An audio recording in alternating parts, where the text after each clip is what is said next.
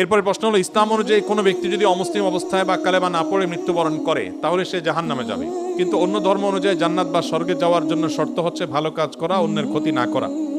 বিভিন্ন ধর্মের পণ্ডিত ব্যক্তিরাই, যাদের নিজের ধর্ম সহ অনেক ধর্মের জ্ঞান আছে, তারা এত জ্ঞানী হওয়ার সত্ত্বেও ইসলামের সত্য উপলব্ধি করতে পারে না। সেখানে একজন স্বল্প জ্ঞানী বা অশিক্ষিত ব্যক্তির ধর্ম সম্পর্কে স্টাডি করে সত্য খুঁজে পাওয়ার বা চাওয়ার সম্ভাবনা বা সদিচ্ছা তো অনেক কঠিন বা কাল্পনিক। আবার পরিবেশের সমাজ ব্যবস্থাও মানুষের মনস্তত্ত্বের উপর অনেক প্রভাব ফেলে, এবং সাধারণ ব্যক্তি তো আর নবী বা উলিয়া পর্যায়ের না যে সে গভীর চিন্তায় সত্য খোঁজার ব্যাপারে নিমগ্ন থাকবে। এমত অবস্থায় অমুসলিম দেশের সাধারণ ব্যক্তি, যার যৌক্তিক চিন্তার ক্ষমতা কম, এমন ব্যক্তি ভালো কাজ করার পরও জাহান্নামে যাওয়া কি ইসলামে অনেক কঠিন বা কট্টর বর্বর বানায় না? বা এই ধরনের আইন বা আদেশের ব্যাখ্যা কি ইসলাম যেখানে